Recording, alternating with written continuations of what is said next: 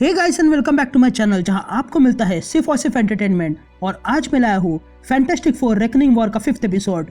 तो गाइस पिछले एपिसोड में आपने देखा कि Reed Richards, Ben, she Hulk और जैक ऑफ हार्ट शायर स्पेस में पहुंच जाते हैं, जहां उन्हें पता चलता है कि रेकनिंग्स ने मैकरन क्रिस्टल को तोड़ दिया है।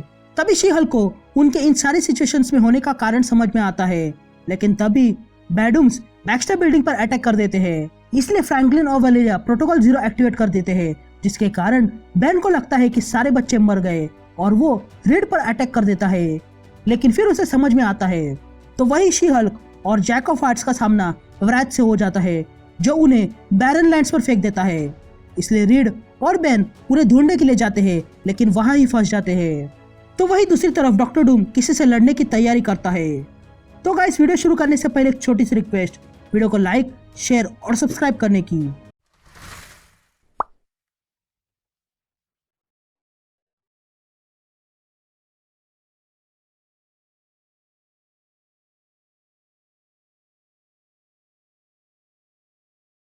तो एपिसोड की शुरुआत में हम वॉशिंगटन डीसी देखते हैं, जहां पर एक टीम जिसे सार्जेंट ग्रीन लीड कर रहा था, वे लोग बैडूम्स पर अटैक कर देते हैं।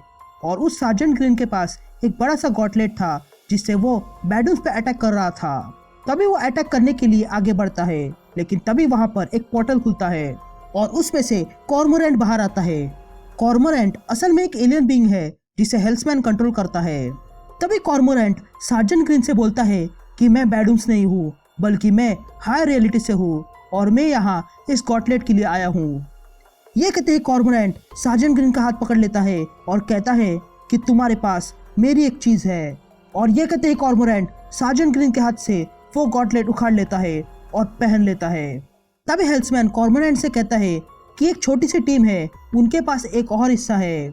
ये कहते ही कॉर्मोरेंट वहां पहुंच जाता है और वो हिस्सा ले लेता है और फिर दूसरी जगह पर जाता है और वहां से भी हिस्सा ले लेता है। और ऐसा करके वो खुद के लिए एक आर्मर बना लेता है।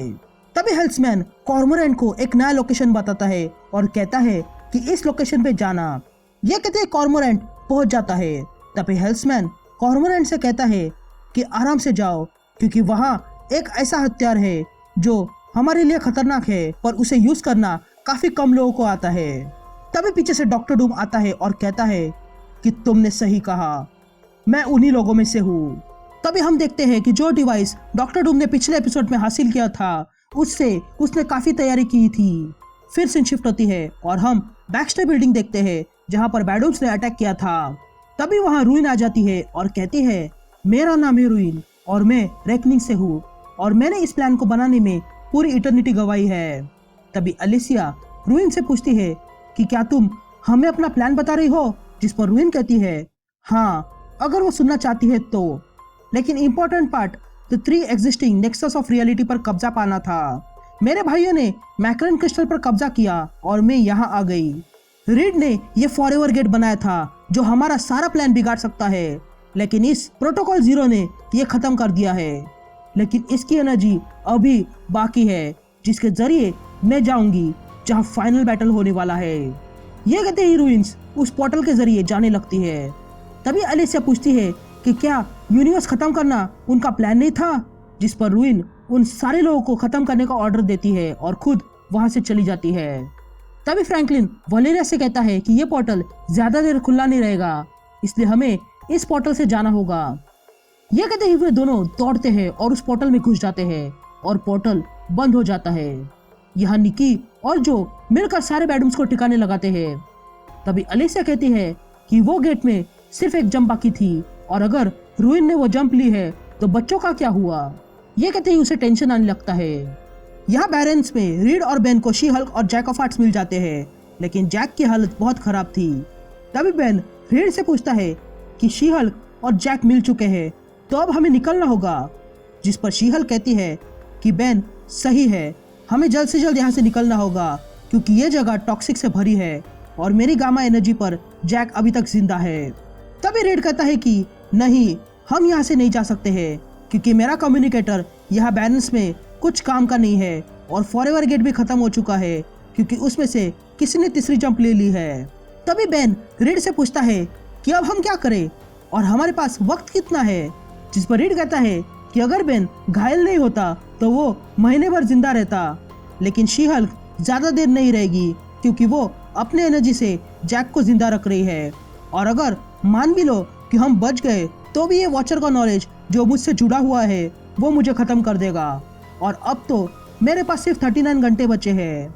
तभी बेन रीड से कहता है कि क्या वो वॉचर का पावर इस्तेमाल करके टेलीपोर्ट नहीं कर सकता है जैसे पहले किया था, जिस पर रीड कहता है कि ऐसा यहाँ होना नामुमकिन है क्योंकि उसके पास वॉचर का नॉलेज है और उस नॉलेज में कहीं पर भी यहाँ से बाहर निकलने का कोई रास्ता नहीं है। यहाँ दूसरी तरफ कॉर्मोरेंट और डॉक्टर डूम के बीच एक जबरदस्त लड़ाई शुरू हो जाती है। तभी कॉर्मोरेंट कहता है कि जब पिछली बार हम मिले थे तब तुम मुझसे दूर रहे और यही अच्छा था, पर इस बार तुम नहीं बचोगे। जिस पर डूम कहता है कि इस बार मैं तैयारी करके आया हूँ क्योंकि पिछली बार मैंने तुम्हें स्टडी किया और तुम्हारे हर एक तरीकों को समझा और तब मैं जाना कि ये टेक्नोलॉजी वॉचर की है और तुम फर्स्ट वॉर में थे।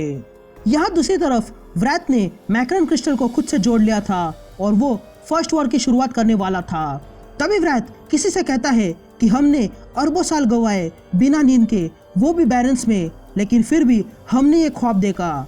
तुमने हमें आग चलाना सिखाया और फिर उसी आग से हमारे घर को जलते हुए देखा। मैं हूँ व्रैथ रेकनिंग से और आज मैं कसम खाता हूँ कि मैं तुम्हें बहुत दर्द दूंगा और मैं चाहता हूँ कि वो मैं ही रहूँ जिसे तुम आखिरी बार देखोगे। तभी हम देखते हैं कि व्रैथ वॉचर से बात कर रहा था और वो प्लैनेट T-37X की ओर बढ़ रहा था। यहाँ इकोर जो उआटू का पिता है वो ये सब कुछ सुन लेता है। तभी इकोर कहता है कि मैं हूँ इकोर द ऑलमाइटी वॉचर और मैं जानता हूँ कि तुम कौन हो और आगे क्या करने वाले हो। तभी इमू नाम का वॉचर कहता है कि इकोर हमारे बाकी भाई बहन अब तक इंफॉर्मेशन शेयर कर रहे हैं, जिस पर इकोर कहता है नहीं, हमें उन्हें सुरक्षित करना होगा और मैं चाहता हूँ कि तुम एपेक्स पर ध्यान रखो। यहाँ निक फ्यूरी चोरी छुपे उआटू के पास आता है और देखता है कि उआटू को सजा के तौर पर टॉर्चर किया जा रहा था। यहाँ उआटू को पुरानी सारी यादें दिखाकर टॉर्चर किया जा रहा था कि तभी निक फ्यूरी पीछे से आता है और उआटू से कहता है कि पकड़े रहना क्योंकि वो उसे छुड़वाने वाला है।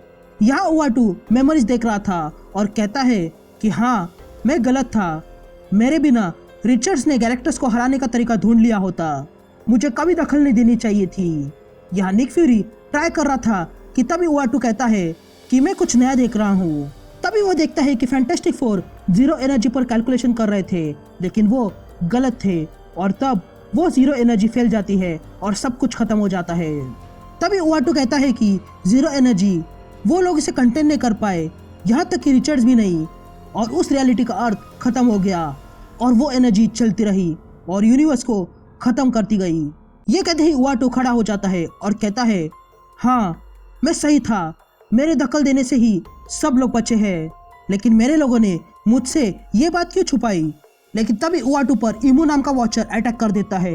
तभी फ्यूरी कहता है कि इमू, तुम्हें तो पहले ही मार देना चाहिए था, जिस पर एमू कहता है निकोलस फ्यूरी द अनसीन, तुम यहाँ हमसे छुपकर आ गए लेकिन यहाँ से बचकर नहीं जाओगे, तुम दोनों ने बहुत देख लिया और अब तुम जिंदा नहीं रहोगे।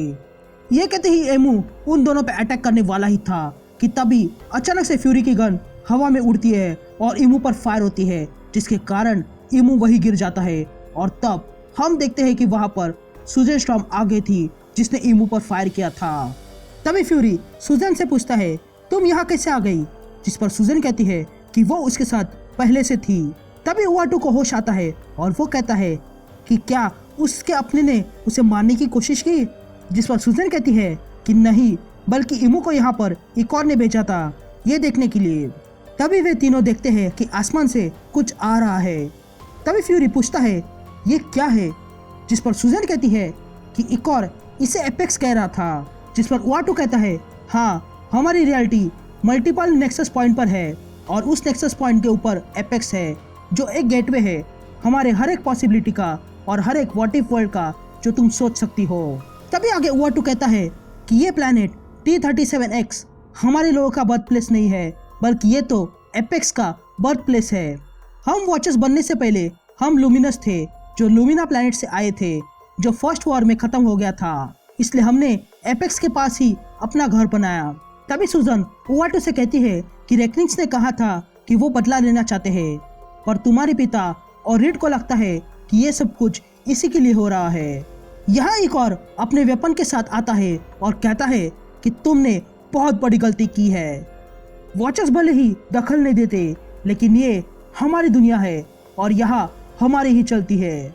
ये कहते ही एक और व्रैथ पे अटैक करता है, लेकिन उसका व्रैथ पर कोई असर नहीं हो रहा था। तभी व्रैथ कहता है, ये तुम्हारे खिलौने पुराने हो चुके हैं। तुमने ये तोहफे कभी हमें दिए थे, लेकिन तुम अपने घमंड में ये भूल गए कि हम इस तोहफे को विनाश के लिए इस्तेमाल करने लगे हैं। ये कहते ही व्रैथ आगे बढ़ता है। तभी एक और कहता है कि तुमने इस मैक्रॉन क्रिस्टल को तोड़कर आर्मर बनाया, लेकिन क्यों? जिस पर व्रैथ कहता है कि तुम वॉचर्स हमेशा सीखते थे और तुम चीज़ों को वैसे ही देखते थे जैसे कि है, लेकिन हम वही चीज़ क्या कर सकती है ये देखते थे, और इसीलिए आखिर में हम तुमसे बेहतर है।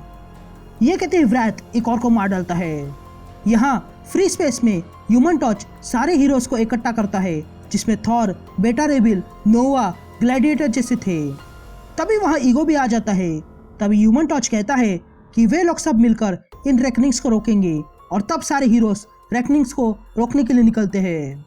यहाँ डॉक्टर डूम और कॉर्मोरेंट में लड़ाई जारी थी। तभी कॉर्मोरेंट कहता है कि डॉक्टर डूम अकेला ही मेरे सामने इतना देर तक टिक पाया है, जिस पर हेल्प्समैन कहता है कि अपना मुंह बंद रखो और उसे मार डालो।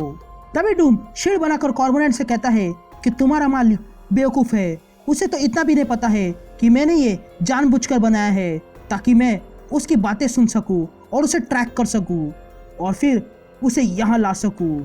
ये कहते ही हेल्प्समैन देखता है कि उसके आसपास एक पोर्टल बनने लगा था, और अगले ही पल वो डूम के सामने आ जाता है। तभी डूम उस पर अटैक करता है और कहता है, मेरे लिए कुछ भी इम्पॉसिबल नहीं है, क्योंकि मैं साइंस और मैजिक दोनों जानता हूँ।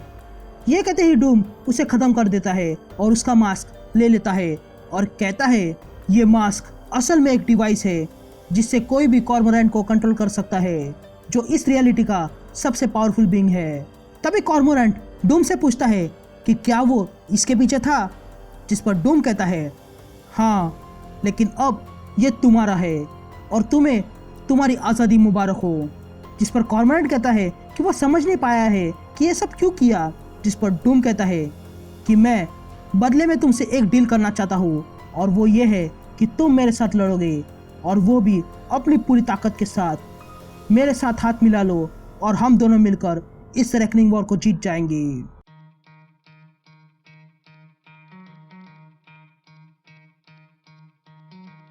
Try to play, but you're never gonna beat me. Look the other way, what I'm doing ain't easy. Bloody hands stained from the people who deceive me. Muddy hands break through the chains.